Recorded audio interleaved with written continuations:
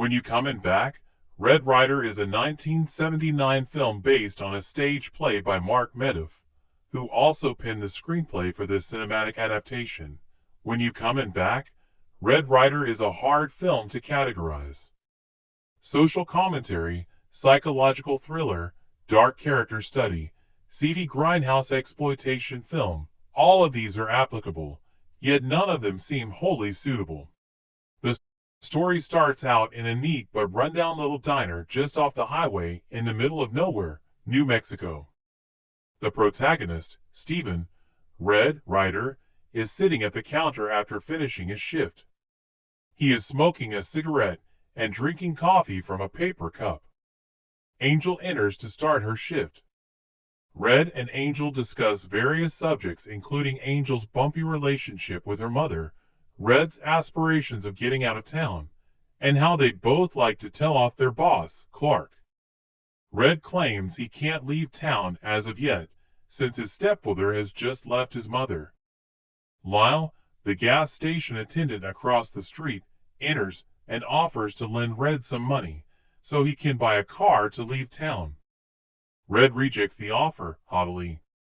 Richard and Clarice, a white-collar couple who are clearly not from these parts, enter and take a seat at the counter. Lyle leaves to help fill their car. Richard emphasizes that Clarice is a classical violinist and talks about subjects well out of the realm of understanding for the local folk, much to Clarice's discomfort. Teddy, a foreboding man dressed in fatigues, and his much younger girlfriend, Cheryl, enter and tell everyone their car needs a new part. Lyle offers to take a look, but Teddy insists he not look in the trunk. Teddy states they're on their way to Mexico, while taking on an obvious and badly mimicked southern accent which comes and goes. He comes off as incredibly abrasive as he orders his food and makes small talk, prodding Angel, Red, and Richard with increasingly uncomfortable questions, and his threats are often veiled by a joking manner. Richard, put off by Teddy, hurries Clarice out only to return moments later because their keys are missing. Lyle approaches Teddy and admits he saw what was in his trunk, suggesting smuggled drugs. Teddy tells him he shouldn't have done that, and Lyle agrees, but suggests that if Teddy were to have taken Richard's keys, it would be a bad move since no one here wants any trouble. He pushes him to just take Cheryl and leave. Instead, Richard begins accusing Teddy of stealing his keys outright, which Teddy answers by pulling out a gun. Teddy demands they empty the register and tells Richard to give him Clarice's violin as well. Richard refuses and tells Teddy he'll just have to shoot him. The stage goes black as Teddy fires. Act 2 begins with the diner attendees tending to Richard's flesh wound. He's only been grazed in the arm.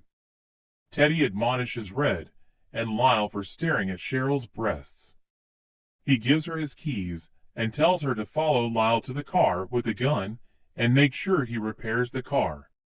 In the meantime, Teddy begins to question the moral fiber of everyone there. He can see Clarice and Richard's marriage is on the rocks and asks if she's happy with her husband parading her around and demanding she perform. Richard protests, but makes no move to silence Teddy. Teddy then moves on to Angel, suggesting that her weight and lack of smarts will land her in the same spot for the rest of her life, unmarried and spending her evenings watching TV with Lyle. When Red protests, Teddy attacks his spinelessness. He pokes fun at Red for sporting 1950s greaser garb and, born dead, tattoo and suggests if he were a real man, he would have gotten a tattoo with a girl's name on it and been out of this town a while ago. Teddy even becomes enraged at Red's self-appointed nickname, insisting that the real Red Ryder would have knocked him flat. He then begins a series of demands for the others to reenact a scene from a cowboy TV show, which gets more and more uncomfortable. He threatens Red with violence if he doesn't pretend to ride around on a horse, slap leather, and kiss his best gal, played by Angel, on the lips. Teddy even goes so far to demonstrate what a real kiss is on Clarice, in front of a helpless Richard. Law comes back with Cheryl to let Teddy know the car is fixed.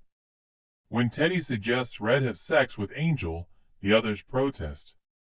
Instead, Teddy insists they all dance along to the jukebox, forcing them to occasionally change partners. Teddy himself starts to dance, which turns into a frenzy, as he rips open Clarice's shirt and roughly shoves her in front of the men, suggesting they ogle her like they previously did to Cheryl. Red attacks him only to be taken down immediately. Teddy tells Red to tape everyone's hand and wrists. He steals the money from Richard's wallet before he leaves, but Cheryl is now seriously hesitating to follow him out. Teddy leaves without her. A little while later, Clark, the diner owner, enters, frees the others, and tells Richard to call the police while he keeps Cheryl from running. He demands to know why Red let his diner get robbed. Red finally tells him off before stealing Clark's truck to go after Teddy. Lyle's sabotaged water pump causing the van to break down. Red finds the van and Teddy in the distance, and runs towards him with shotgun. Teddy hides his gun, and wants reenact Western shootout thinking Red is scared to shoot. Teddy pulls his fingers in the shape of a gun. Red shoots and kills Teddy. Seen as a local hero, the price of things goes down. Now able to buy a car, Red and Angel leave town.